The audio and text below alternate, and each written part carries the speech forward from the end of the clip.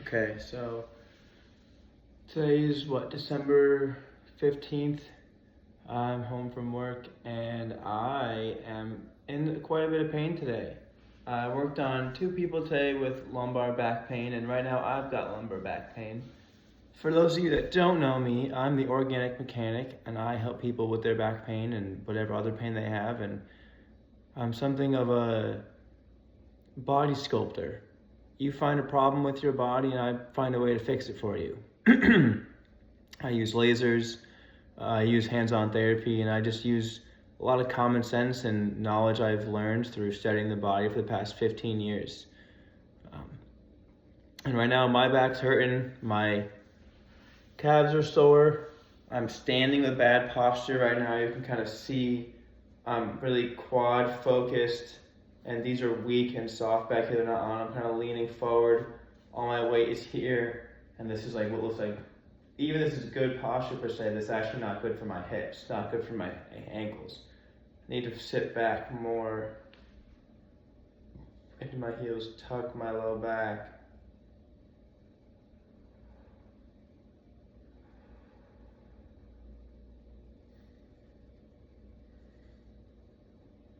And that's what I want to teach you guys how to do. It took me 7 years to figure out all those muscles, and then it took me 3 more years to code them all together so I can activate them all at one time in under a minute for you guys.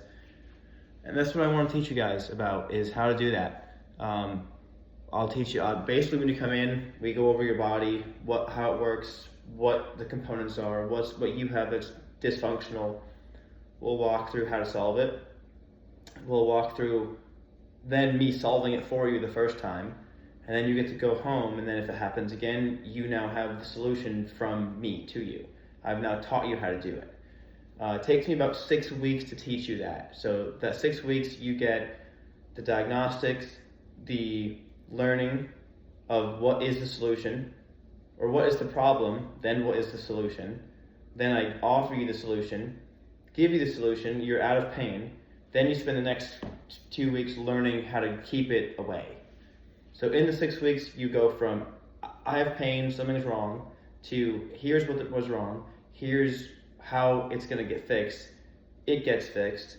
Then you relearn how to keep it solved.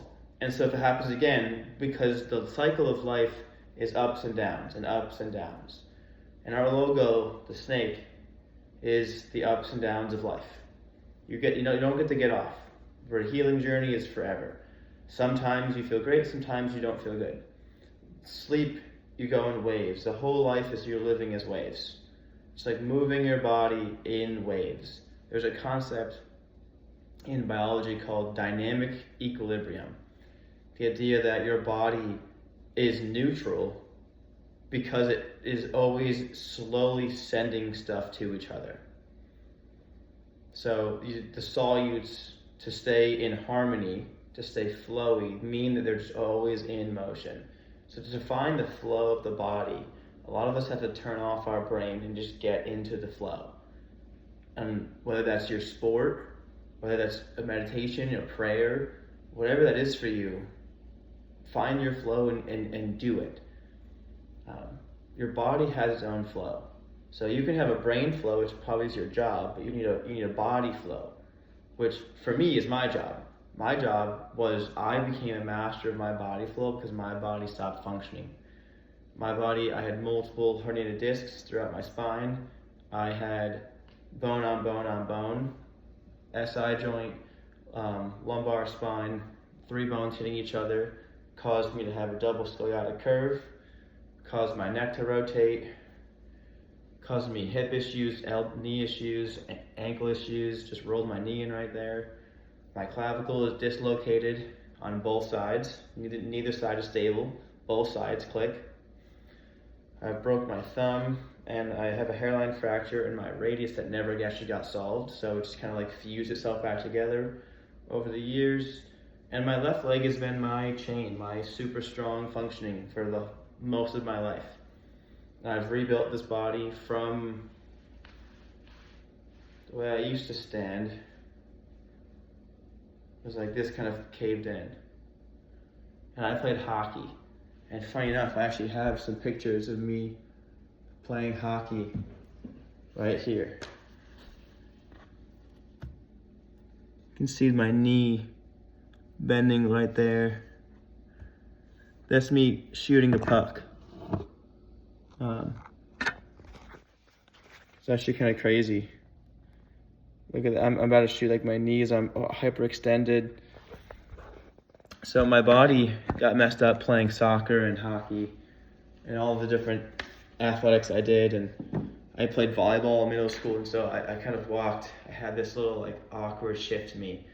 And I was told when I was a freshman, because of my back injury, that I wasn't allowed to squat. Like my back, because the way I moved was so unstable, that me putting a bar and squatting was probably going to snap my back. And the thing is, I felt it, because I squatted to do like during baseball training or something, and my back was like, holy shit, if I keep going, this is going to snap. And it was right in like my low thoracic, upper lumbar.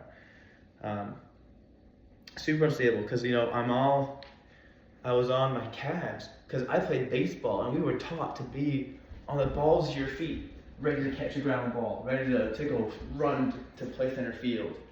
Because I played shortstop and center field. Those are I was fast. And in sports, like, you're taught, get on your toes, get on your toes, get on your toes. And, right now as an adult, it's my calves that hurt the most, because I've been on my feet all day. And my calves they're so tight. And for so long when I was younger, I actually didn't have any function over this part of my leg. So when I was 9 years old, I got bit by some bug, maybe a spider, maybe a tick. No one really knows.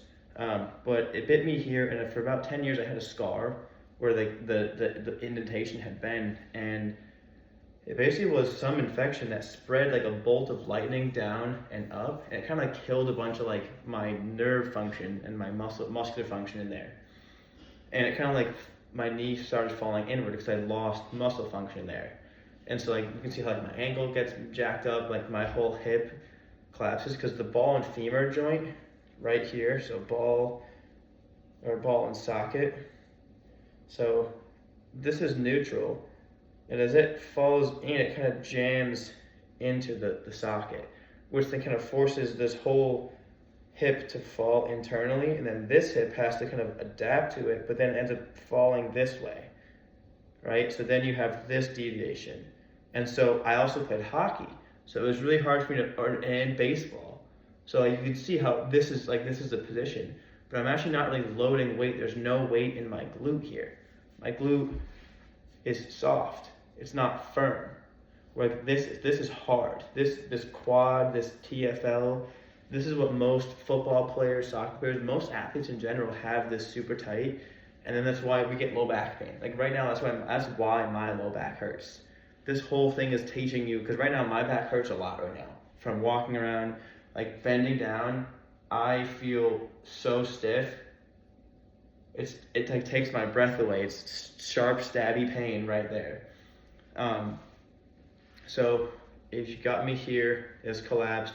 My hip is now shifting internally, and I'm trying to like shoot a hockey puck, and the shoulder ends up having to dislocate to function, because this is falling this way. It's jamming the ball and socket in this shoulder. The socket is collapsing into the ball because it's pushing this way. So the ball has to leave to then function, so I can throw a ball or shoot a puck. I have to really like hyperextend my arm. And then that led to when I played ultimate frisbee in high school. At one point, I just threw like a long disc, and like I hyperextended my tendon right here, and I couldn't play for like weeks. I didn't rip it. I hyperextended it because of how this goes. And so the crazy part is I was a good athlete. I always had injuries. I won class clutch in high school because I had so many injuries. That's what led me to become the healer that I am. Unironically, being injured a lot makes you get good at learning how to fix yourself. And I went through all of the doctors, the chiropractors, the physical therapists, the massage therapy, the orthopedic specialist, orthopedic surgeon. It was a lot. My situation, I went to physical therapy 3 times a week for 8 months, which is a long time. If you've ever gone to PT, they usually give you like 4 to 6 weeks of like for like injuries, and I went for 8 months straight of PT, and I made almost zero progress. Think about that. It's brutal. I went to a chiropractor twice a week, and it was Monday, Wednesday, Friday was PT, and then Tuesday, Thursday was chiropractor, and then sometimes my mom was able to get me a massage. But the thing is, my mom did Groupons, so I got a different massage therapist every time because that was what was in her budget. So I got a lot of like first intro massages from a lot of different people, probably like 100 different people between the ages of like 12 to like 14 to 15. In 1 year span, I got a lot of massages. And I started to realize something, that the PT wasn't helping, the chiro wasn't helping, the doctors sure were not helping, because they were fighting with my parents. My dad was like, we're not going to inject him, we're not going to like mask the pain, I want you to help my kid feel better. Because my dad's an engineer. And so when you're the son of an engineer and your body is basically collapsed and you're broken, and the doctor's like, well, we can slice you open and like put rods in your spine and maybe that'll help. And then 8 months of PT wasn't helping, and he's spent all this money on it. We spent almost $30,000, and I don't even think that's including what my mom spent on the massages. And like healthcare is expensive, especially if you actually want to get fixed. So I went through the system in America. I went through the medical system, I went through the PT system, I went through the chiropractic system, and I also went through the massage system. I didn't do any acupuncture. That was too far-fetched for my parents. And so I was like, massages work the best. But when I'm getting ready so what I did in that year was I finally realized I got a brand new PT like the very last week. And he taught me to stretch my piriformis on my right side. Took 8 months for him to figure this one out, believe it or not. That when you walk around like this, you should stretch this way. Mind blowing, right? It's insane how simple these things are when you look at them with the camera, like the way I am right now. I can see myself. So I encourage all of you at home, look at your mirrors. Stand in front of a mirror and just walk backward and walk forward and see yourself. Record yourself. Put your phone out and do what I'm doing. Record yourself. And then you can send me that video, and I will tell you what's wrong, and I can help you do it, and I will guide you through that process. And I want to teach you the stuff that I learned myself doing this, because it's just not fun. It's just not fun to spend money on a massage therapist, to spend money on a chiropractor, a PT, and feel like you're not making progress. And then especially, you go to the doctor and they give you an MRI and an X-ray, and they're like, well, we can either inject you with something that will freeze the joint, but also damage the cartilage. That's what they don't tell you. Cortisone shots damage your joint cartilage.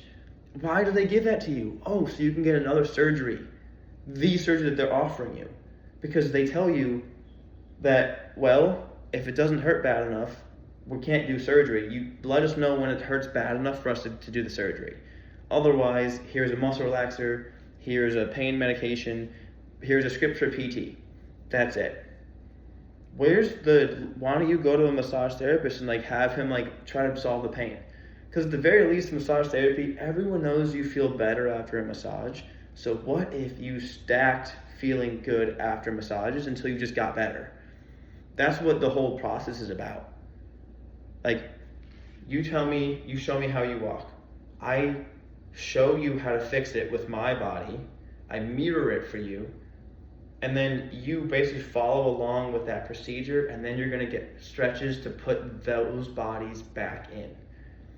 And it's a lot better if you can come do it in person with me, because I can show you with my hands and fix it for you and do all that components. And I also have these amazing cold lasers from Multi-Radiance Medical that are clinically proven to reduce pain, slow down pain neurons, increase recovery by 300%, for muscles. So if you have a tendon injury, we can fix it like that. We can solve tendon injuries, hyperextensions, a lot of those things that like you think of as like you just have to live with them forever. You don't have to live with them forever.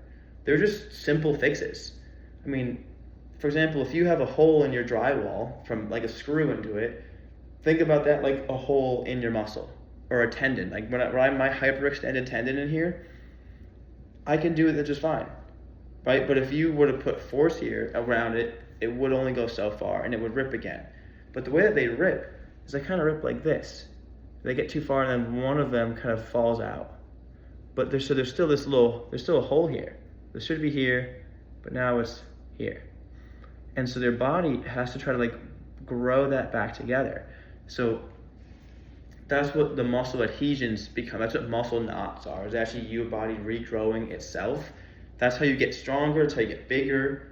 That's why people like me, I don't care about being big and strong because my body is about being dense, and I want to have all my layers filled in because I've lived my life where I didn't have my layers filled in. I was all janky and awkward, and my goal for myself, and really what I hope you guys learn it too, is that it's more important for your body to be together than to be big, strong, powerful. Because big, strong, powerful means that you have gaps.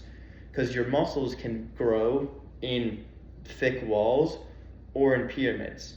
When they grow in pyramids, they look big, but they're not really as strong. There's a lot of small, dense people in like the rock climbers, for example, who have like the strongest grip strength in the world. They have like pound for pound, very dense muscles because they have adrenaline, fear, and like the extremeness behind it. Whereas something like a bodybuilder, they're just like this.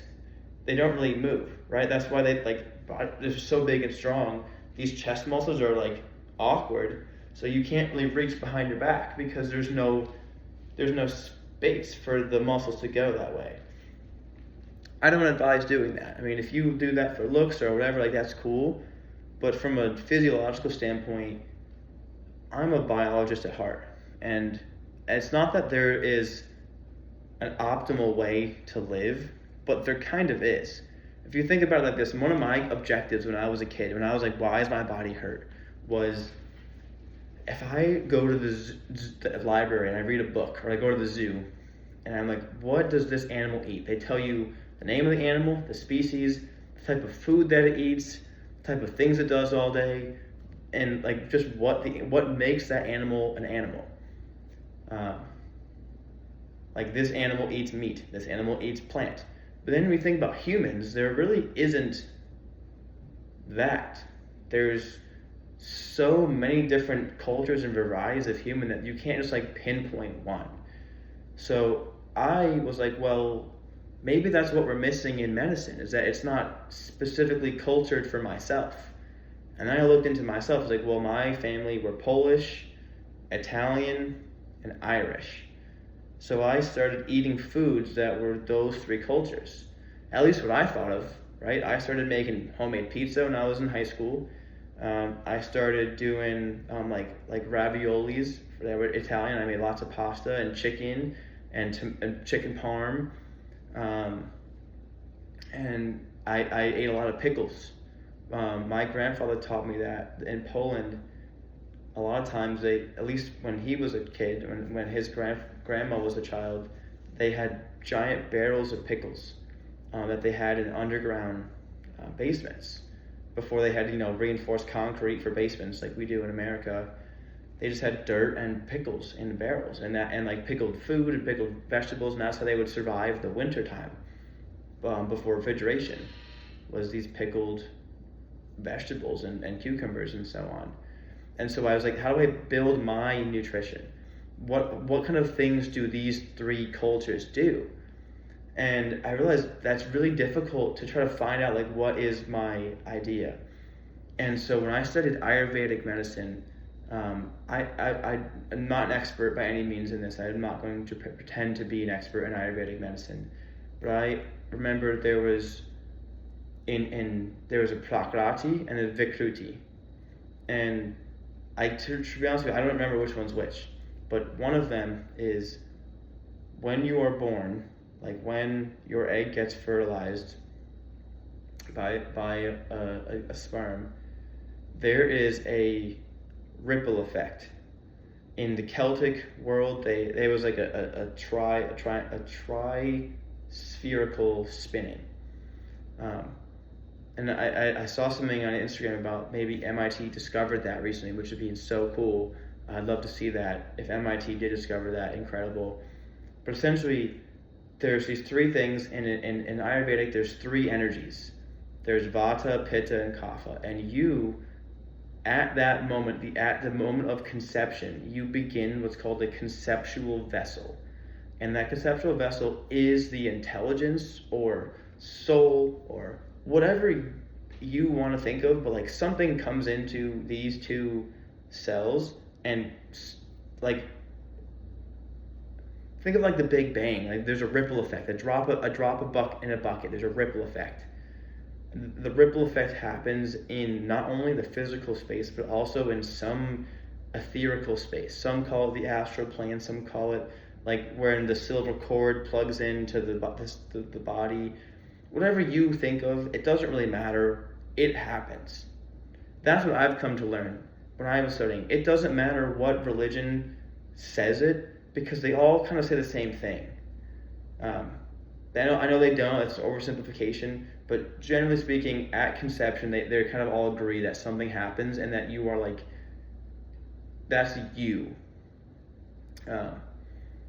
And then in Indian, Chinese, and Japanese, and probably I think Korean too, medicine, the sen lines or the meridian lines, one of them is called a conceptual vessel, and it runs from your gooch straight through your body up to right above your mouth, right above your lips. And that's your conceptual vessel. And then your second one is your governing vessel, which runs from the same spot, but up your spine, through your spinal cord. But remember, this is before your spinal cord. So your spinal cord actually is around this tube that exists, called the meridian system, the lining. And I know that this is kind of untalked about, but the research behind this is that in the 60s, a guy named Bong-Han Kim in Korea was studying acupuncture lines, like are they real? So he injected radioactive isotopes into rabbits, into so-called acupuncture lines, and then normal lines, and he watched where they went. And in his preliminary studies found that there was a ductal system connected to the acupuncture lines that he named the Bong-Han Kim ducts after himself. He discovered it. And that was later picked up by other researchers in Seoul, and then later in Auburn, and later in, I forget the professor's name, I think he's Bulgarian. And, from what I've gathered around it by reading the research and reading the methodologies behind it, is that there are about 5 to 10 micrometers in diameter, tiny little pipes that connect places to each other, and they contain free-floating sugars, amino acids, DNA, promoter cells, and stem cells, and they basically have information that wherever their destination is, they know how to get they can rebuild the thing. Think of like a repair system, repair line, if you will. In the military, like a logistics line, because if you think about, let's use your heart for example. Your heart needs to pump all the time. Every second is pumping on average, if not more. So there's a lot of cellular toxic waste that has to get removed. You need the lymph to be constantly moving. You need muscles constantly contracting. You need mitochondria constantly making energy to pump this flow, this dynamic equilibrium. Even just to stay stable, you have to let things go through. And some of your cells are what are called selectively permeable. So in order for them to stay neutral, they have to constantly spend energy to stay at flow. So like their hands, these are little gates that open and close and open and close to let stuff in and remove old stuff. And you're constantly in this motion. You've got 37 trillion cells from feet to head doing the same thing all day long. And every single day, you make 14 billion cells. You make that many cells. You also have to kill roughly that many cells that become your hair, your skin, your toenails. You can brush off dead skin here because it's just been collecting there all day long. That means every hour it's 600 million cells. Every minute is 10 million cells. Every second is 167,592 cells per second that you're making. Every second you're making 160,000 cells. That's insane. That's maintenance of your body. It's a mind-boggling fact. And when you go to a doctor and they deduce it down to you're in pain, here's pain medicine, that's simply not good enough. It's just not good enough. For anyone. For me, it wasn't good enough for me. And it sure as heck isn't good enough for you either. And I want to help you find a different solution. I want this to be simple and easy. And by looking at yourself, you can just assess what's wrong. If I do it right now, you can see my hips are waving. This leg is unstable. The little micro movements make such a big difference. And what it all comes down to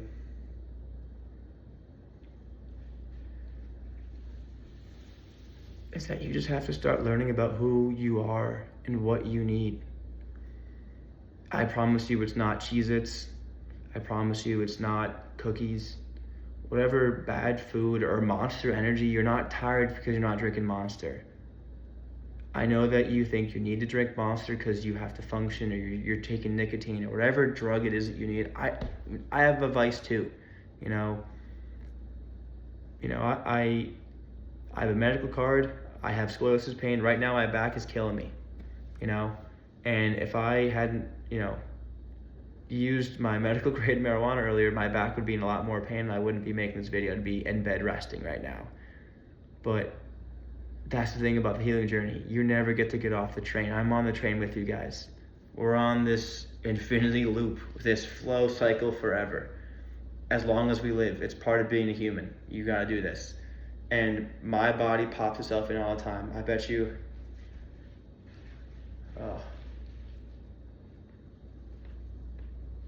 pop that one in. Neck pops in. Neck.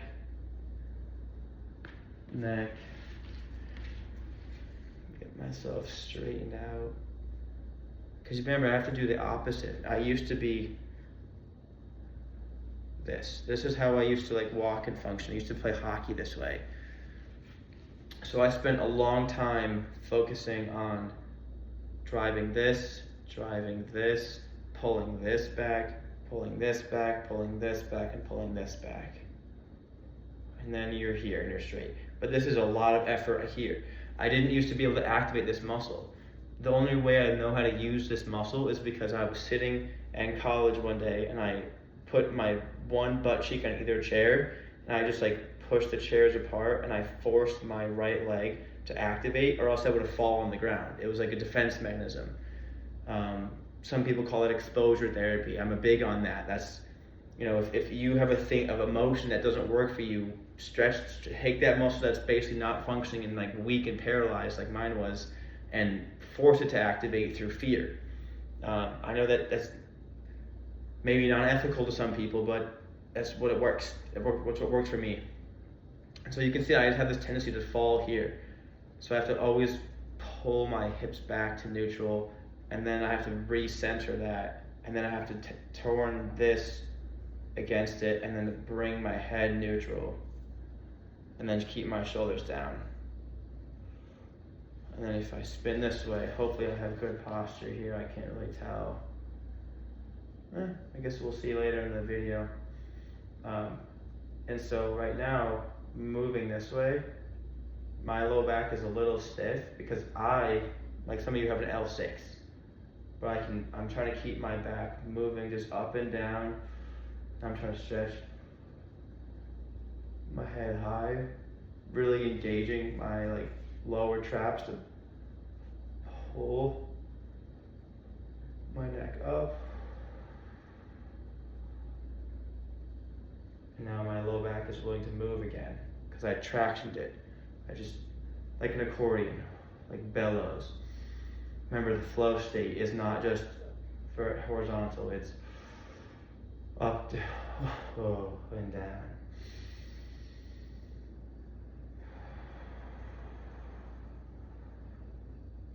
And so my calves won't let me go. And so, like a lot of you, because my low back hurts because my calves are so tight. My calves get tight, they're pulling on my knees. And then I have really tight hamstrings. And so because I fall forward, this really compresses my low back. Like this, actually, I can feel it stabbing when I do this. But this is how sometimes I stand, I work this way, right? You know, but this is different than working like this. These are different ways to work. And one of them is Cameron doing a good job, and one of them is Cameron doing a bad job. And some of us think that this is a good thing, but this is the flow. Like, you know, your shoulder wants to be here and here and here. The flow of the hips is, you know, here versus here. And the problem is most of us can't operate with our hips tucked. Like, look, I'm so tucked in, it's hard for even me to pull my spine back with my lower self tucked. This is called a posterior pelvic tilt. A lot of us that have this type of hip structure are typically heavier because we have a gut that kind of like forces us to lean back. Because if we went if with a gut, you would hurt yourself. So typically people that do have guts that stay like this will get a lot of pain in their low backs. They'll probably get disc herniations. And if they come in to see me, I recommend them lose weight while they're doing treatment. It's really important because otherwise your body will just keep falling forward and you won't ever be able to, it'll make it harder to strengthen those muscles because the muscles you need to strengthen are these low ab muscles that pull you up. And if you have a gut in the way of those muscles trying to pull up, then the fascia that is here, because of the gut, will actually kind of be closer to here. So the muscles and fascia connection will be hindered by the actual gut that's in the way. Again, nothing bad about that, but it makes it more difficult to heal yourself. That's why my philosophy of not using the pyramids, being big and bulky, is also in effect. So it's not just being overweight with muscles, it's also being overweight with adipose tissue. But I personally am not a big believer in having big, bulky muscles. I think that certain athletes, they need that, but in terms of healing the body and living as close to a human biologically as possible, we don't need to be overeating so much calories. Because in order for you to maintain either a large gut or, you know, a giant torso and frame and be a freak athlete, that's a lot of caloric intake. And we as humans, that puts a lot of stress on your organs to process the nutrition, the digestion system, and so there's just a lot of things, and that's why a lot of us have these hormone issues. Because one, we eat a lot of food that's not really technically edible. It's like food products. You know, I always use Cheez-Its, but you know, think of Cheez-Its, Twinkies, anything in that variety. Even the tough thing is crackers too. Crackers are hard to find that aren't kind of filled with so much stuff. Crackers tend to have a high ingredient list. That's far what I've seen. But anyways, I'm gonna start stretching my body because right now it's really just my calves. So I'm just gonna go. Actually, my left one probably gotta go first. Yeah. Oof. And you can see how I'm standing this way. I immediately went here, and I come here. I was like, get a calf stretch.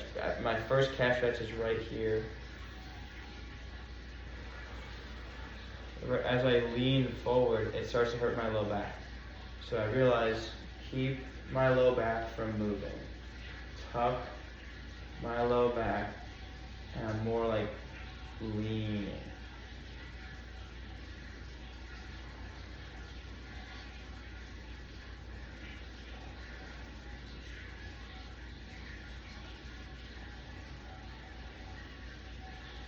Stretching is meant to go very slow.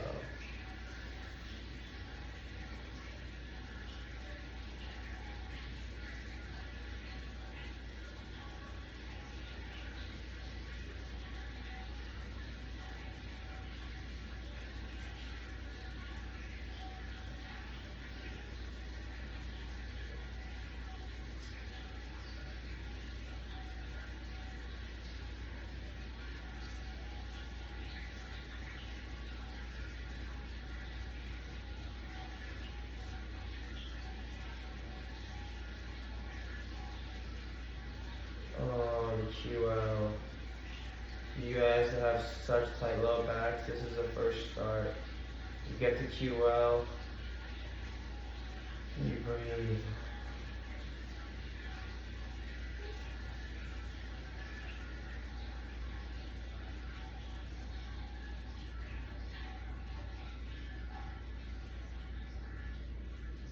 Be careful not to let your hip deviate backwards too far, because you'll lose the stretch. You'll start to just turn this way. You want to stay here.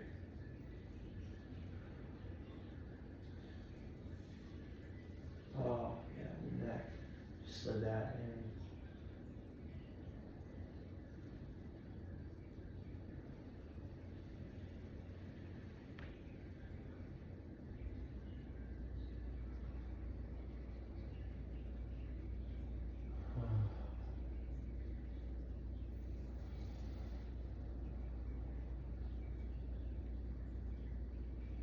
Remember, the goal is not to pop your spine in. You don't want to get those pops. If you've got a pop, it means that you need to spend the time to do this. The pop that you feel that you can crack your back in, and I can pop my neck in, those are all just temporary fixes for the fact that instead of being here, they're stuck like this. And then eventually you can pop it, you can like get it back neutral, but it will slide right back out. That's the issue, not the issue. That's a big limitation of chiropractics. It's also a limitation of what I do, because if you have a thing that's out, chiropractic can go, put it straight, and then they'll send you to a massage therapist or an activator to keep you neutral. But what I do is I usually take the muscle here and I'll pull this up, I'll pull this one down, I'll pull this one down. And now we have this. And then I try to get you back to neutral by stabilizing all the muscles around it. And then we use one of the lasers to stimulate the muscle to keep holding in those new positions. We'll put it there, hold it there, then put the lasers to stabilize it there and there. It's actually really, really cool. And I'm so honored that I get to be a part of this like new innovative healing method that I like to call organic mechanics. Because technically organic mechanics started pre-lasers, but the lasers just enhanced it so much that I was like, this needs to become an integral part. They're not required for this service. They're not required for anything, truly. But if I can reduce your pain, reduce inflammation, and then work on you the same day, that's incredible. Because if you come to me with like an acute injury that's swollen or in like, too much inflammation, I'm not supposed to touch it as a massage therapist. That's contraindicated. But if I can use a laser and lymphatic drainage massage in the first half hour of a session to calm down the injury and then drain out the fluid, and then we can basically help it heal in that moment, because we have like the acute injury with lasers, and then we stimulate and get the mitochondria to increase, your body will just fix itself way faster. We can speed up like scabs, burn recoveries. I had a client today mention like sunburn that she had.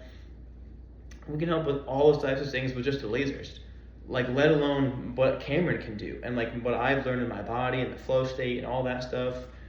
The lasers truly are like, think of it like when you have a plant that's an indoor plant and you have the option to give it a grow light or not a grow light, it will grow more if you give it a grow light, because it's just giving it energy. It's giving it photons and packets of energy, just like the laser does for you in your body. It's super, super cool.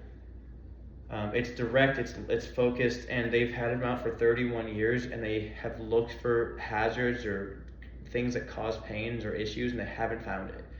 Now, me personally, in my clinic, I have seen 2 negative side effects of the lasers, and I love to be transparent about this. I've told the laser company this. Setting of 1,000 through 3,000.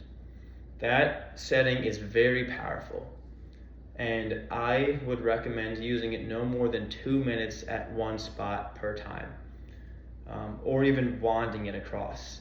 I've made 2 errors when I first used the laser. When I first got the laser, I didn't quite understand everything. I was told that for neuropathy, you would use 1,000 to 3,000 for laser frequency as a sweep. And this person, he was numb from his toes to his hip. So we took 1,000 to 3,000 and just swept up from his toe to his hip. And he was in his, like, I think 60s, like early 60s. And he called me maybe it was that night or the next day. And he's like, Cameron, something weird happened. I was like, what happened? He was like, well, I was just standing here and my knee buckled. I just collapsed. But when he collapsed, he fell like into his knee, like full on collapse. He like dropped down and collapsed. And he was like, Cameron, like, what just happened to my leg? I was like, oh, like that, I'm sorry, that frequency is actually like, it secondarily to helping your lymph, it also turns off your muscle spasms, which in your case just turned off your muscles entirely, which is not awesome. So since then, I have only ever used 1,000 hertz for when I'm doing neuropathy or inflammation, and I've actually seen way better results. I've seen neuropathy go away in as little as like 7 to like 10 sessions, which is crazy because the research that Multi-Radiance came out with using 1,000 through 3,000 was like, I think 60 sessions. So I think that the new clinical idea is it should be 1,000 hertz for neuropathy, 1,000 only for neuropathy. That's mistake number one, was overusing 1,000 to 3,000 as a sweep across like joints. Number two was I had a client that had 4 herniated discs in her lumbar spine. I'll have a video of her MRI up somewhere on YouTube. And she also had a history of endometriosis, which, if you don't know, is essentially where there's an excess overgrowth of fibroid tissue, like uterine lining or something, because, you know, like women menstruate, they have to make more lining. They have basically like rogue cells that are just making more of themselves nonstop. It's technically not cancer, although when you say it that way, it sounds kind of like cancer, that there's rogue cells making, like multiplying in the body. So, you know, maybe there's a new classification, maybe I don't know. Don't want to get into that rabbit hole. Nonetheless, the way that we treat herniated discs is that we did 1,000 hertz on her pain for the first few visits, and then we did 250 hertz on the disc spaces, trying to repair them. And she had quite a miraculous recovery as well. She came in on a Monday, and by Saturday, she was able to bend and rotate and like unload her dishwasher. This was 6 days in 4 sessions from 4 herniated discs. This was one of our craziest sessions. But the thing is, she was very lean. She's a small, petite woman. It doesn't typically happen that fast when there's a little bit more body fat percentage on them. And I think that's just a metabolism rate thing, where if I'm giving, like, you know, there's only like a little bit of skin there between like your bone and your muscle, whereas if you have more fat, the light has to travel through more fat to get to the active cells that we want to fix. And so then she later gave us another MRI, but it was about a month after her first one, because she was like, well, I'm fixed. She went to her doctor after 3 weeks of waiting to see the doctor, knowing she was fixed after 6 days with us. And she told the doctor, like, hey doc, I feel fine. I don't have any pain. A little bit of soreness here and there, but I'm fully functional. I went to this guy, Cameron, he fixed the thing, and the doctor was like, well, that's impossible. Like, there's no way. Like, and she was like, well, can you do another MRI? Because I wanted to see what happened. I was like, hey, can you ask her for an MRI? Because I can't order someone an MRI. They have to go to their doctor and ask their doctor to get an MRI, which is really annoying. I think I'd love to have you guys help us like acquire an MRI machine to get more data about what's really happening. Maybe a school could help us that has access to one. I have so many cases I would love to figure out the answers to, because what I'm doing right now is truly groundbreaking. You know, I've talked to ChatGPT about it. I'm not very good at writing up literature articles, so if any of you out there want to help me write up some literature articles, that would be wonderful. It's truly insane. But anyways, so she gets another MRI. Her things looks a lot better. But then her doctor is convinced that the pain she had was from her endometriosis. She's like, it's impossible that this basically kid with a laser fixed your herniated discs. She's like, she couldn't accept that. So she said, well, let's do a test of your endometriosis to see what's going on. And keep in mind, she's not in pain anymore, right? She's pain free. Maybe some soreness in her low back. Doctor says, we got to study this. We got to figure out what's going on. They find that she was multiplying her uterine tissue, so her endometriosis was active again. So the client didn't tell me any of this until everything had already happened. The doctor then went in for an exploratory surgery, another incision wound in her abdomen, to remove some of the tissue. Because she was convinced that this was the problem all along. It couldn't have been the herniated discs, and it couldn't have been that me in 6 sessions fixed her. Because remember, the doctor had ordered the MRI and said, let me, put her on the schedule to review it. And in the time of her getting the MRI and seeing the doctor to review it, she was fixed by me. The doctor was like, there's no way. You must have some other problem. So they do this exploratory surgery, find the uterine tissue, they take it out. But then her symptoms don't actually get any better. She actually gets more tired and more sore because she has a new injury to deal with, a new cut from a surgeon. And they also remove tissue, which again, who knows what was the right call. For all we know, we could have used the inhibitory frequency on the laser to slow down the growth of those. We don't know yet. There's no trial period of that yet. But what we know is that these lasers do amazing things, especially for her.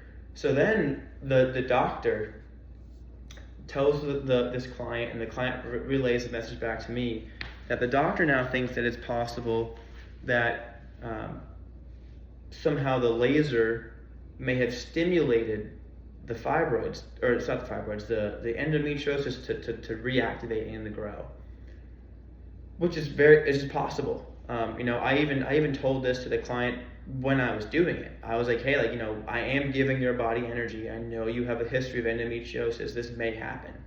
So that's the second caveat, is that when I use 50 and 250 hertz, which are both stimulatory frequencies, which I used on the abdomen during her treatments, and I also used it on her low back, and because she's a lean person, there's not much space, and those lasers can penetrate up to 4 to 5 inches deep. So that's kind of through to her stomach at that point, to the uterus and all those things. It may have caused those to activate and to grow, but we don't know. And what I know is that if the laser can turn something on, it can also probably turn it down. There are stimulatory frequencies and there are inhibitory frequencies, and they work really well to up and down regulate things. So I kind of feel like I'm a symphony conductor of the body. You come in onto my table and you lay down, and you just try to get yourself into the brain flow. Because if you can get yourself in the brain flow, you can get yourself into the body flow. Because I'm already in the body flow. I live in the body flow. My body flow is my job, is my life. This is what I do. I'm always putting my spine in, because if I don't, my body hurts. Which is why right now, it doesn't look like I'm doing a whole lot, but my back doesn't hurt. When I find these positions, I just stay here, and I just live in them, and I can work in this position. You give me a body, I can put a laser on this person, I can reach, I can do things. I'm functional within this functional hip space. I think a lot of us tend to lean like this for things, or that we grab our shoes like this, but you can really you can use your legs a lot more than we think that we can to lean to do stuff. I've worked with a lot of clients that have rotator cuff pain, and they're like, well, how am I going to reach for stuff? I'm like, you walk up closer and you grab it. You don't have to reach for it. You have legs. Use your legs, use your knees. They're a part of you. I think a lot of us are disconnected to them, because when we sit down, we sit and the pressure goes right here. And right here is actually your hamstring tendons. And your hamstring tendons are what help you do this. And when you walk, the motion that they help you with is when you get here, they pull you forward. So your quads, their job is to pick up your leg, hip flex, and then extend, and then pull. Pull forward. Hip, pull. Hip, go, pull. There's 3 parts of walking. Up, extend, down, pull. Up, extend, down, pull. Up, and when you do it fast, it just, just looks like this.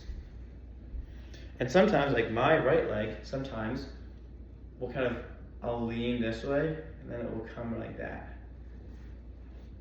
Because my knee and my ankle, because of this, it'll kind of come this way, and then I'll swing it around to go straight, and then I'll lend back straight.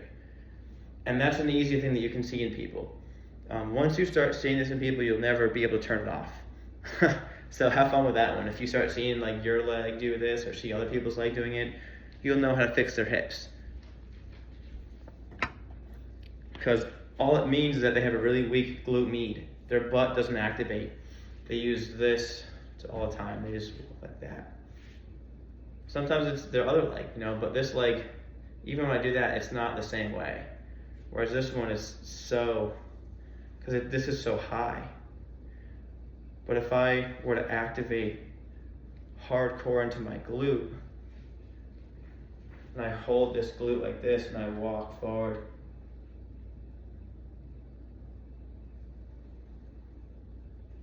but I don't have the ability to pick up the leg all the way. This is what I say when I say I was paralyzed. It's almost like my foot is like curled. I can't so if I pull forward, pick up, I can't do it the right way. It's a block. Like my brain and body aren't connected to make it work. So we have to figure out where's the missing link. What do I have to do? Because if I can do it by fixing my hip, right? Now I gotta get the leg, and I can tell it's like in my ankle. It's almost like my foot. You can see my foot is like curled. It's like spasming. I'm like so disconnected from my foot right now. It's like not working. And then see how I lean this way? I don't have my hip. There we go. If I do that, see this is a lot different than if I activate the muscle the right way and I pull myself back neutral.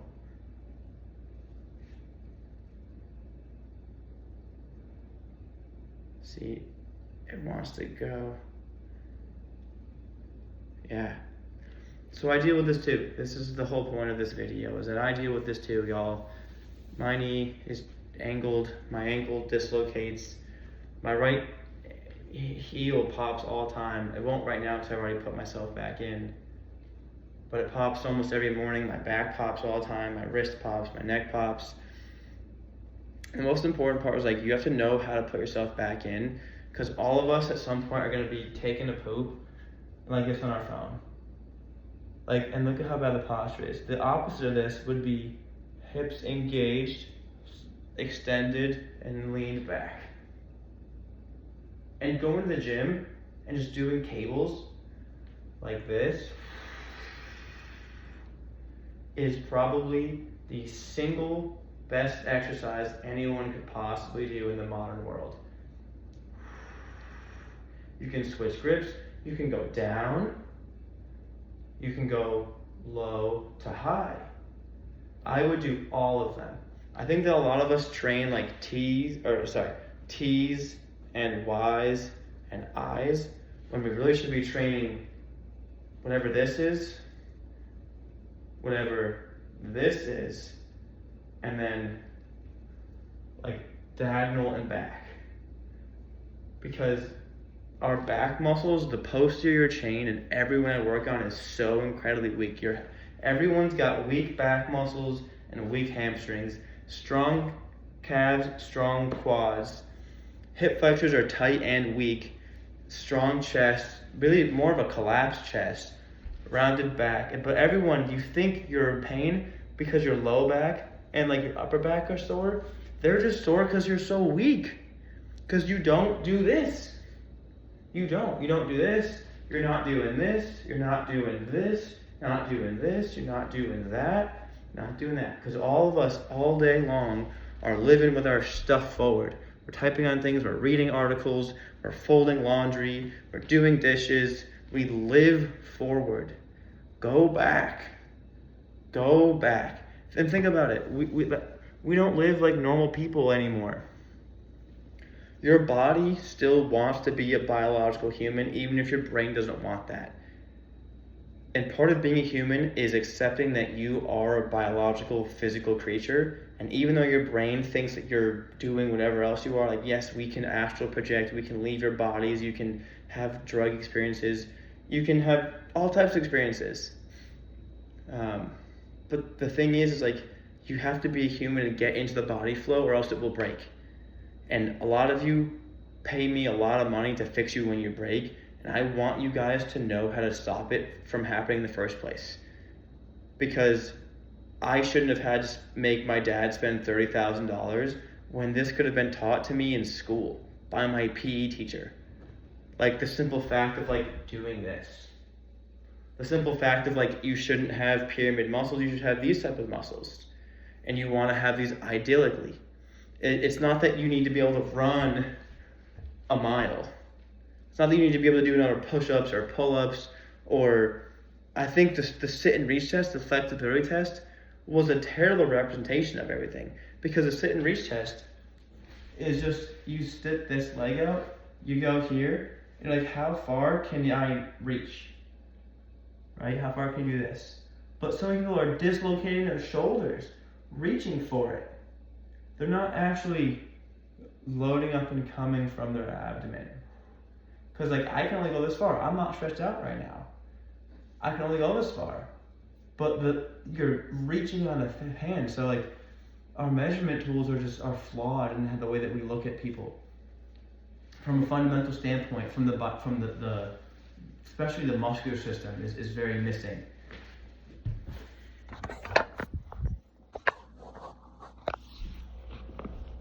I think the muscular system is very misunderstood by the medical community. And really, this is just a PSA to anyone out there, like, who is Cameron? What does he do? This is what I do. I look at the body from a different standpoint. I look at it as an injured person myself who has to battle with this every single day. And I am blessed enough to have the opportunity to own a business where I get to wear comfy clothes and help people like you that are in the pain, like people like myself that are in pain. And it's only by God's grace that my body works enough to help you guys. And so right now my back hurts because I stood today and I was making videos and I was on my laptop, and to be honest with you, I've been going through some stuff, some personal stuff the past few years, and I haven't been stretching nearly as much as I wanted to, or even should have, if I wanted to maintain what I needed to do.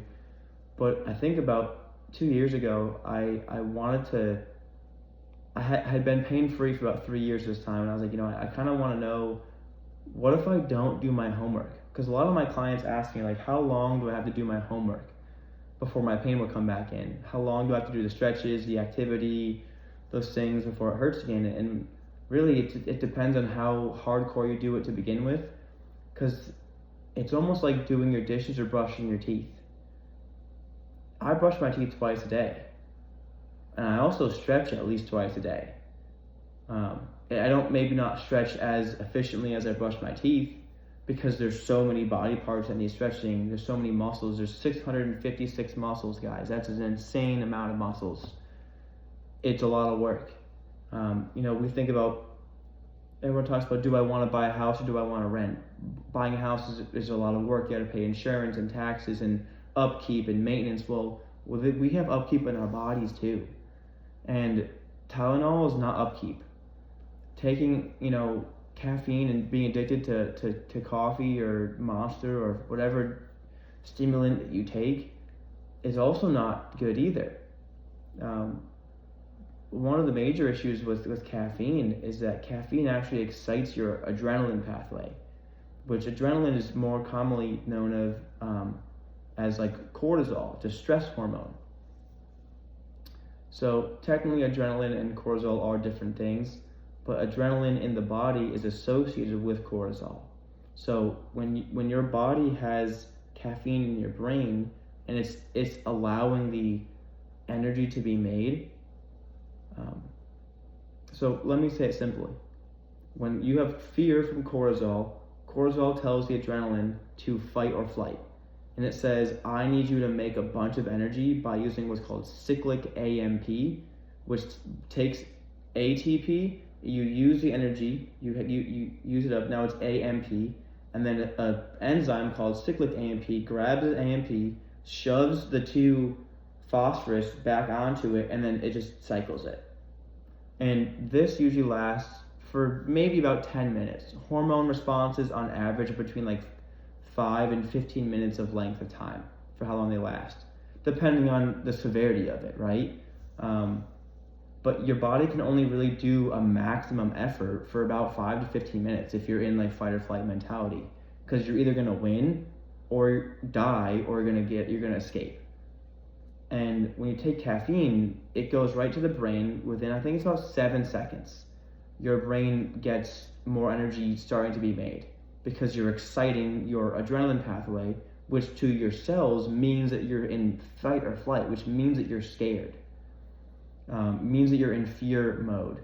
Makes you arguably like easy to control, because the more fearful you are, the more they can use the fear against you to do what someone wants you to do. It's a really good manipulation tactic, is to get someone fearful first.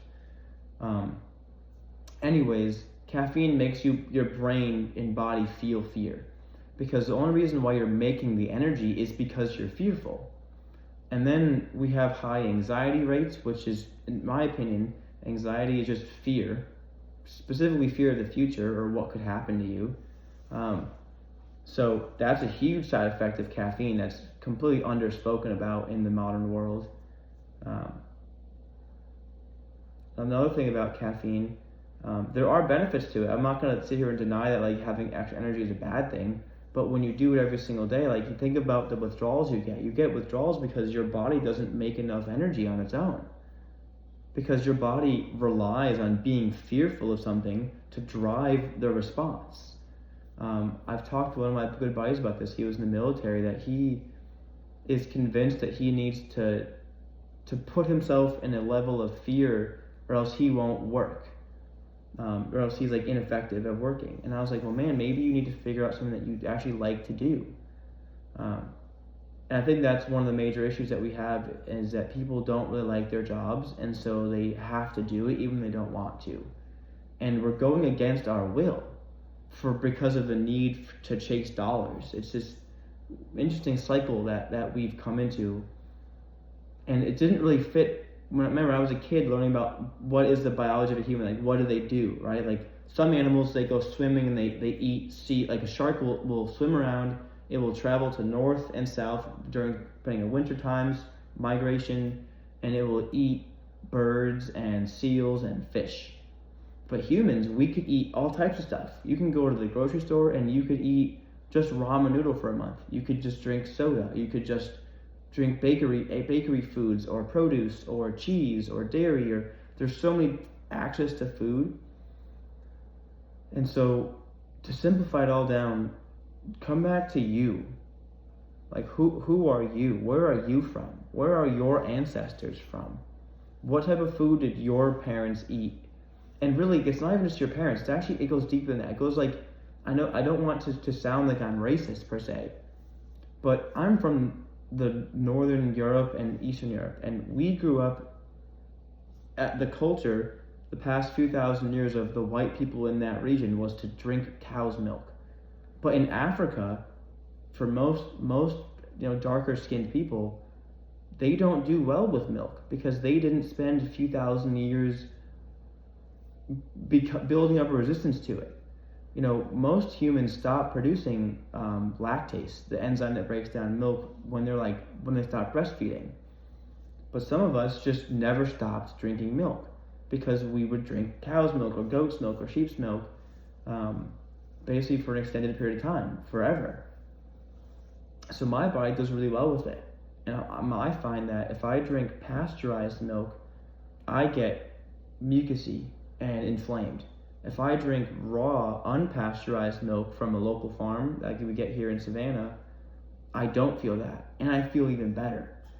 It costs a good amount more because it's not like mass produced by Hood or Gaida or any of the other big dairy, I guess, players out there, and it's technically not designed for human consumption. The bottle even says right on it, this is made for pets, because it's unsafe for humans because it's not pasteurized. But pasteurization just means that you heat it up to like 127 degrees Fahrenheit, because that basically kills a good majority of the bacteria in it. And I think it's like 6 or 7 different bacteria that you're killing in the milk. But what I realize is why do we do, what's the need for that? Because we've been drinking milk in my culture in Europe for thousands of years before we used to boil it and cook it. And it turns out that when we started introducing like large scale agricultural into the dairy industry, they were having a tough time due to the scale keeping the feces away from the udders. Like the cows were just like standing in like feces. So when they were milking them, they were getting poop in the milk. The quality was just so low because they needed so much of it, probably for like World War II. I don't even know. But they needed to get resources to the front lines, to the military people. America's a very military country. Like, we are designed. We have roads for military. We have food designed for military. And so much of the food in the store has preservatives to last for months to years, because if you need to survive in a military conflict, you can't always get fresh, raw, unpasteurized milk. And so that's the interesting thing. So if you look at the average American, if you try to I started studying the people, like what do the people around me do? It's like, well, most of them wake up early, go to bed late, and eat candy and donuts frequently, because it's always someone's birthday. They gotta have cake. So it's someone's birthday a lot. If you especially go to school or something, so there's always a cake or cupcakes or candy. The candy was used as a gift to children to get them to have good achievements. Every time I got a good grade in class, I would get a Smartie taped to my my thing. I didn't get a piece of lettuce. I didn't get anything healthy. I got Smarties. So it's like sugar, high sugar, high stress, because we're waking up early and going to bed late. We're not getting good sleep. A lot of us are playing sports. We're running around. We're not really stretching. So we're contracting our muscles, but never lengthening them. We're just forcing and jamming and jamming and jamming and jamming and jamming and jamming and jamming. And now we have this weird posture. And it's because we just never stretch them back out. Because there's something called muscle resting length.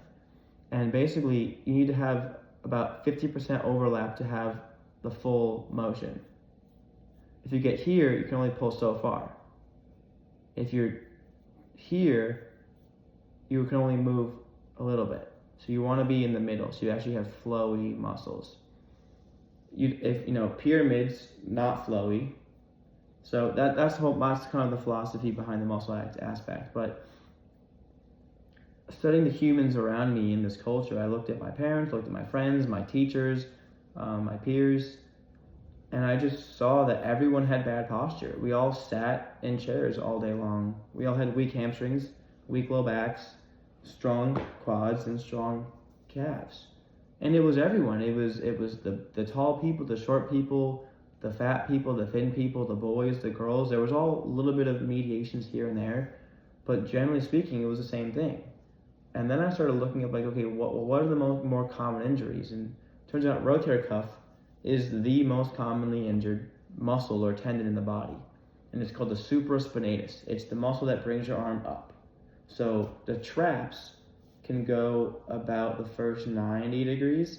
Once you get here, the traps they're already maximum on. So you need the supraspinatus, which grabs from the middle of the scapula or at the top of the scapula, and rolls over all the way to the arm. And it picks up the arm and it says pull, come up. And right, I can only go this far. I don't have a very loose super stance right now. Like you can see, like I'm tight. Maybe this arm can go higher. Yeah, this arm can go higher. But my right arm, because my clavicle is all janky, it's not that good. If I dislocate my shoulder and I roll my shoulder this way, I can go overhead. But the difference between that is that one of them, my shoulder is in, can only go so far. The other one, I have to physically take my shoulder, pick it up, roll it out and around, and now I can go up overhead. But it looks good, like here, compared to this, but it's actually less functional because my shoulder is not in its socket. And so for me, my clavicle, my medial one right here, used to kind of like roll up and onto my sternum. And when I went to the chiropractor about this, here's another example. Again, I love this chiropractor. He was a great chiropractor. He took my arm like this, and he just tried to like push it. He tried to like push it over. And it didn't work. And I was a massage therapist at this point, and I was at UConn for neuroscience, and I was in advanced anatomy. I was learning the muscles, learning the body. And I was like, well, if my bone is, here, what if I just like put the foam roller and like lacrosse ball on this tendon and turned it off and it just like kind of fell? Maybe that would work if I just dropped that one. Maybe if I turn off my trap, drop that one too. And then if I took my rotator cuff, like my inverse spinatus, and I spun my shoulder this way, could I put my shoulder in? And over 2 hours of doing that motions, I heard a deep, and it just like dropped in. And it was loud. Like my roommate came in and was like, whoa, like, are you okay? It sounds like you snapped your back or something. I was like, no, like, dude, I just put my collarbone and my shoulder in. It was incredible. It was, I called my chiropractor because he still was working at the time. I think it was like 5 o'clock. I was like, hey man, just, I just spent the last 2 hours putting my collarbone back in. Is it okay? Should I drive over there to have you like check it out? He's like, no, dude, like you're fine. And ever since that day, it has never fully settled. It's fully functional, like super good. I use it all the time. I mean, I can do Ninja Warrior stuff. You guys have seen me on my Instagram and YouTube videos doing monkey stuff. It never really gives me any pain. And so I don't use the laser on it a lot because I don't think that I want to. I think I want to use a laser probably like every 3 months. I'm more of a long-term maintenance person, so I want to like every few months I'll probably put the lasers on it to keep it moving and keep it going. Same thing with my knees, because the lasers work so well. I think I'm lean, I'm young, I'm only 28 years old, and with the decade rule, all you have to do is basically use the laser every other day or every third day to get the fastest results. And so for me, it would take roughly 3 to 5 days to solve almost any injury that I could have.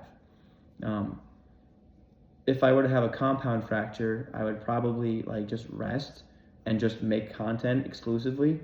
And I just wouldn't use it. That's more of an antiquated philosophy than the current age where we want to put screws and stuff into it. But I digress. I was talking about what I saw in the American culture, and I was like, I don't want to have a life like that. I don't want to do a job I don't like, to drink coffee, to eat bad food.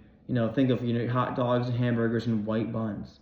I was like, when we all have indigestion, we all have heartburn, we all get bad poops, and we take Pepto-Bismol, and there's whatever symptom you have a pill or a goop or a thing to drink. And when I was a kid, I used to get nauseous very easily, like in school. And I would constantly be at the nurse's office for being nauseous. And it took me years until I finally realized this. What would happen is I would basically be delirious. I'd be like dizzy and like non-functional and my stomach was hurting so bad. And the nurse was just like, would always call my mom, and my mom would give me saltines and ginger ale. and usually it was Pepto-Bismol, and then that didn't really help anymore, and then she gave me something called Imodium. It was like this minty green stuff. And then one time I drank the Imodium, and then it made me throw up. I think at this point I was in middle school, maybe even high school. This has been going on since I was like in like second grade, so for like 10 years of my life. I was just like at least like maybe once a month. It was frequent that I would go home from school because I was just so nauseous. It took me till I was in high school to realize, when I was looking at the world and seeing like what's going on, I was just hungry. Every morning for my childhood, I either ate like a packet of oatmeal or a bowl of cereal. Honey Smacks, sometimes it was Marshmallow Mateys, like the knockoff Lucky Charms, Mini Wheats, and then in high school I realized that just simply wasn't enough food. So I decided to take 2 pieces of whole grain wheat bread, put a bunch of peanut butter on each side, and cut up a banana in that delicious. So it was a great sandwich with peanut butter on both sides and banana. And then I never got nauseous at school ever again before lunchtime. Because remember, it only ever happened before lunch. I would always leave school early because it was pre-lunch, I was nauseous, and I was like, something's wrong, I can't think, I'm delirious. I was just basically had low blood sugar. Which is remarkable that the school nurse wasn't like, here's the Snickers, right? That Snickers has a great campaign. If only that came out when I was a kid. I would have just got a Snickers and I would have solved everything. I would have had to miss so much school. So that's what brought me to do what I do now, to help you guys out. And a lot of you want me to do this virtually, and I'm not good at this. I'm going to be honest with you, it's been about 5.5 years since I made my YouTube channel, and I am just simply not good at it. I'm not good at making videos, I'm not good at editing them. I think I'm just good at raw, long-form ramble content. Like, we're almost an hour and 18 minutes into this right now. But there's just a bunch of nuggets in here, and I don't have the bandwidth, because the way that I work and live my body, to sit here on my phone like this and edit the video to give you guys the short, unedited content that you guys get, the short, like, eye-catching stuff. That's just not my vibe. And if you're sick of that stuff, then this is for you. And if you're still here, I hope that you are subscribed or something to this, whatever this is, and you give it a like, and tell me something that you liked, or tell me something you want to know. Because to be honest with you, I know a lot of things that the AI doesn't know. When I've asked the AI things about the body, about like treatment protocols for things I do, and how to fix my spine, it's wrong a lot. And I want to know how to update the AI with my knowledge in a way that protects me and like what I do for you guys, how I help you all. Because insofar as I know, I'm not the only person out here that's doing it. The people like the Human Garage that do fascial maneuvers, like the Bluff method. There's a lot of great hands-on body workers out there. But I don't think many of them had the same type of mind over matter forcing their body into it that I did, and didn't get classical training in it.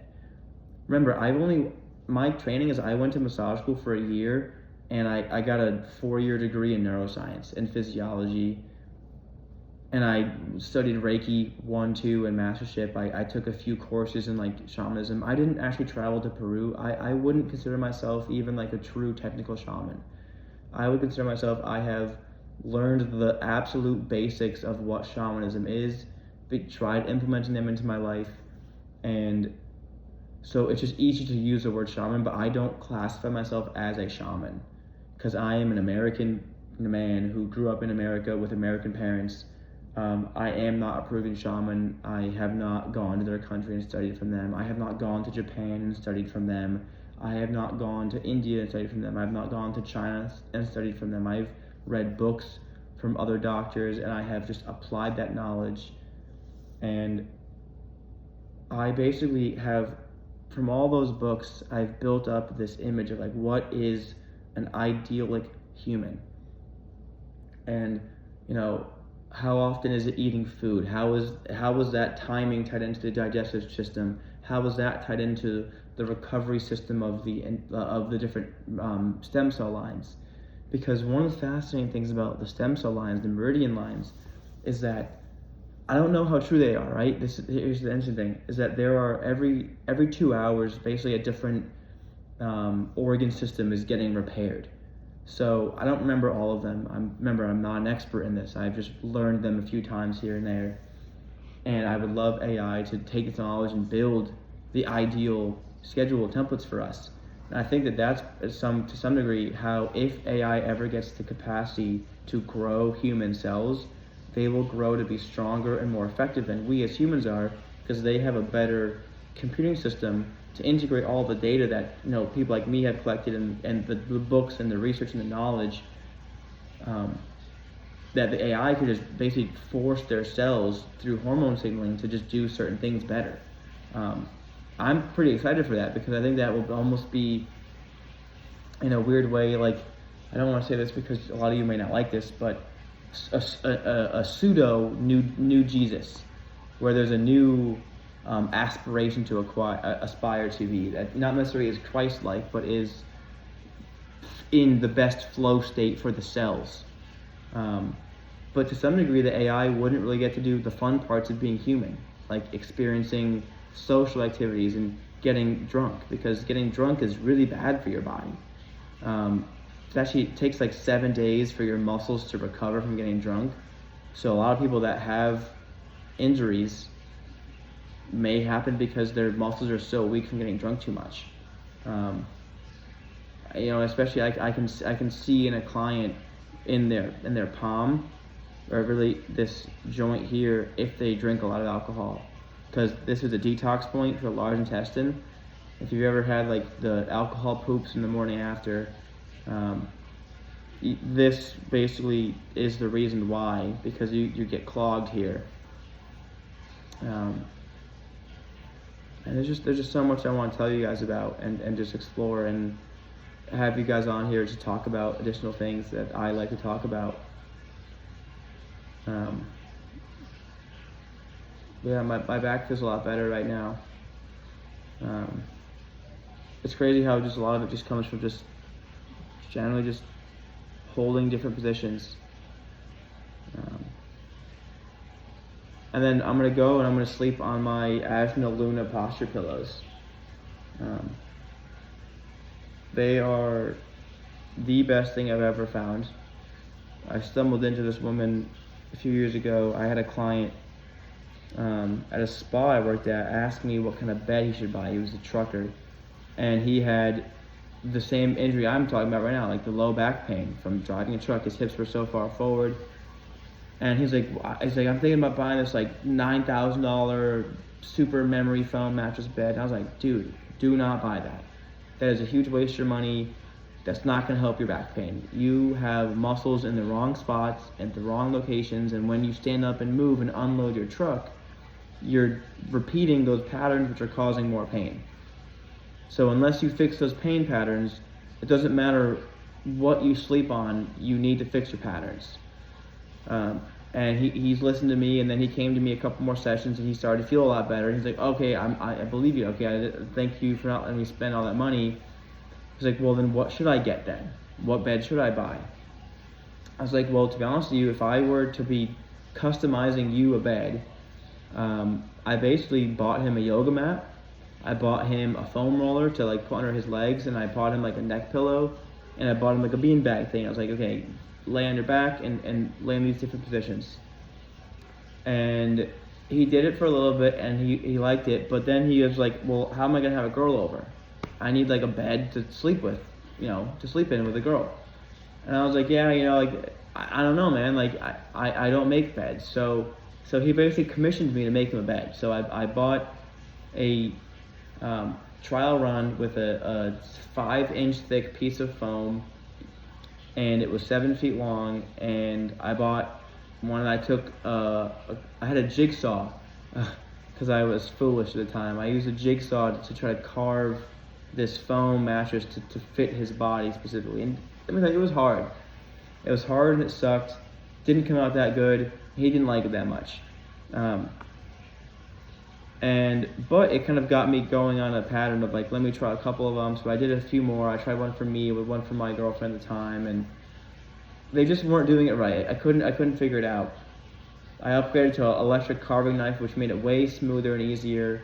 But then I went to this meeting and I met this woman named Lynn, and she was a massage therapist who had in the 90s or maybe early 2000s invented a posture pillow. And it was designed to be going under someone's knees. Because the main issue that my client was experiencing was that the foam roller I had got for him was cutting off blood circulation at his popliteal artery right here. And so this woman had built these pillows that were patent, had a patent on them that specifically like were allowed, you could lay on them without cutting off circulation. And she had different sizes, so you could basically like mix and match them. So it was almost like Legos, but like for building the perfect bed. It was incredible. I loved it. I was like, this is so cool. So I immediately asked her if I could sell them in my office. I was like, can I please sell them? And she was like, well, no, like I have a patent on them. And she wanted me to like lease the license for a little bit. And I was like, lady, like I'm 23. I don't know what that means. I don't understand that. I'm just a kid who my back got messed up and I spent my whole life trying to fix my back. And now I'm trying to help this guy with his back, and he wants a bed, and you've got pillows, and I want to sell your pillows to him. So he can put them in his queen-size bed that he can sleep with his girlfriend in, and have pillows that he can get good posture in. I thought it was a perfect solution. And so we've been collaborating for years about this now, and I really recommend to all of you out there that are listening, it's the best investment you'll ever make. They're $100, but it is the best $100 you'll ever spend because you'll use it for 20 years. And if it doesn't work, she'll send you a new one. Like that's the beauty. It's a small business industry. We care about you liking it or not. And we have bundle discounts. If you want to get a neck pillow with a low back pillow, we can talk about the link down below. These pillows are absolutely incredible, and I recommend them to everyone I know. I've given them to my family. I bought one for my mom. I got a custom built one for my mom because she's a little different than everyone else. So it's just an incredible experience that we have together, and we're gonna have to have more of these. We're just gonna sit down, talk, and stretch together. You can follow along with me, or you can just sit there and close your eyes and breathe and listen, or you can think about what we're talking about, or maybe you can be driving to work and listening to this. But anyways, I want to say that you are loved both by me and your family and yourself. And if you're not loved by yourself, then you better start loving yourself.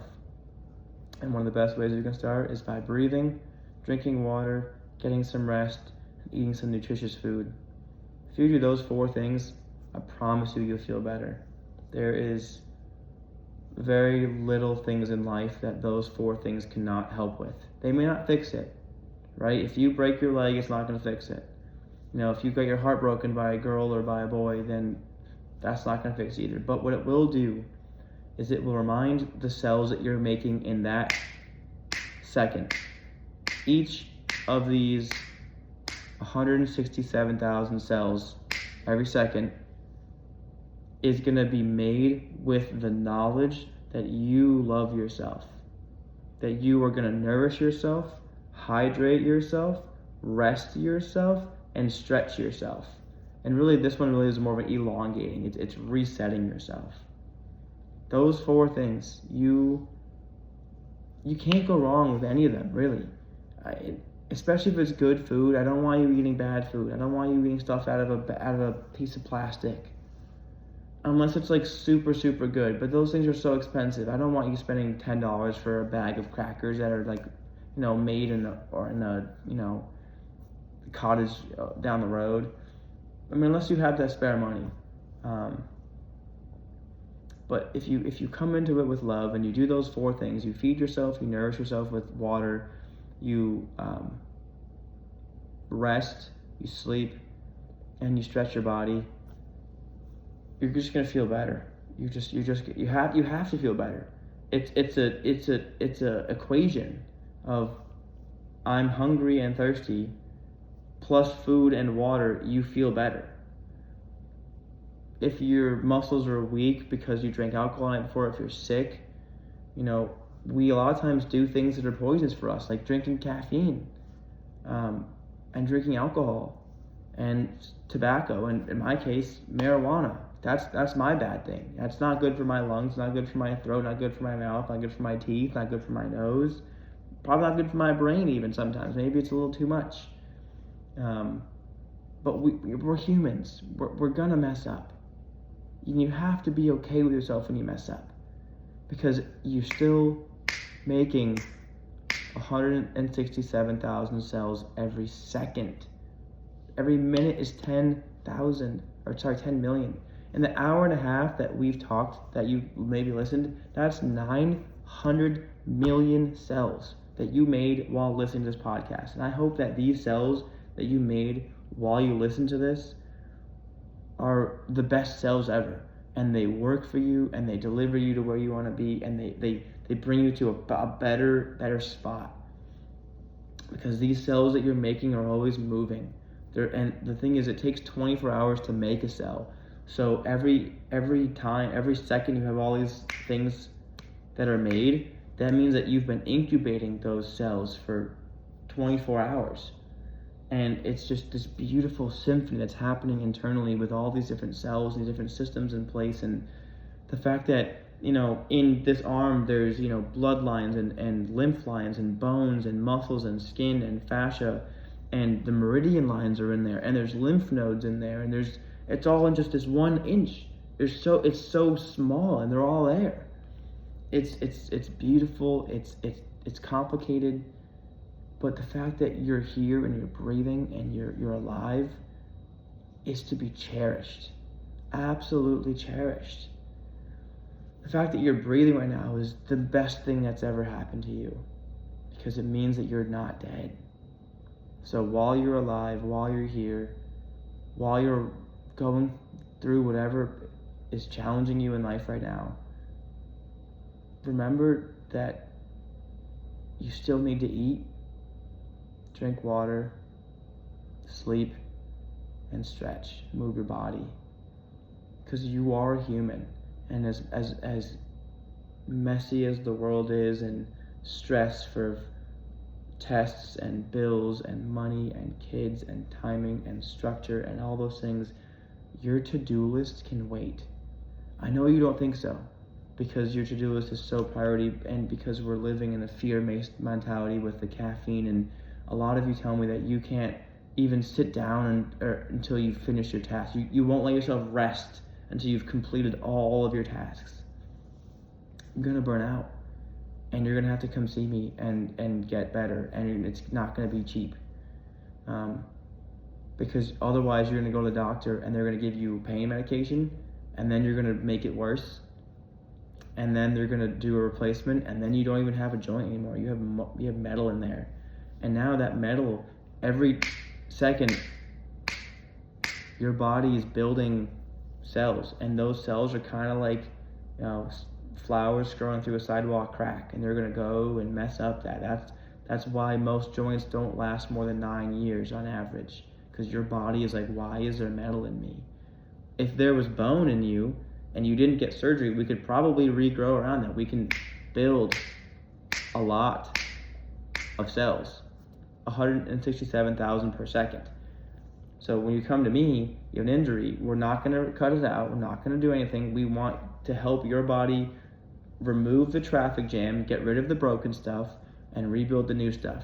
Because when you were born, remember that wave we talked about earlier, the Vikruti of the Ayurvedic medicine, the origin of who you are, the origin pathway, the balance of the 3 doshas, the function of your wave built your shoulder or hip or knee or whatever the first time. And if you were born with a congenital issue, like, your thing is messed up, that's different. If you get injured, that's what I'm here for. The congenital stuff is harder, but it's still doable.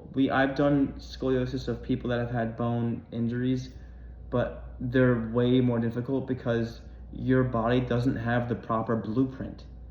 If you didn't have a congenital born with this injury and it developed over time, you can just undevelop it over time and then build cells to keep it in the new, proper, developed way. Just like over time, you built all those cells developing it in the wrong way. You can undo that. It's not actually that complicated. It's actually quite simple. You just have to do the opposite of what you normally do, which brings us back to these things. And in this position, my knees are like this. Okay, so now I gotta go and do this. I don't think I could do both at the same time. But you have to do the opposite. You have to do the opposite of the thing that you do all the time. You know, start using your left hand for brushing your teeth, trying to write. Becoming ambidextrous and using the other side of your brain is one of the best ways to maintain balance, because otherwise you become asymmetric. You become right arm dominant. You have like a hitch to your body, and whatever motion you're doing the opposite will help the most. If you are a golfer and you swing like this, and your back gets all twisted, and then you torque it, and then you herniate disc in the back, one of the best things you can do is a slow motion opposite drive. And that'll help you pinpoint the location of where it hurts and why it hurts. Because that's how I will solve it for you. We have to know where it hurts so we can solve it. Love you guys. Hope you guys have an amazing night. I'm gonna go get some rest now that my back is feeling better.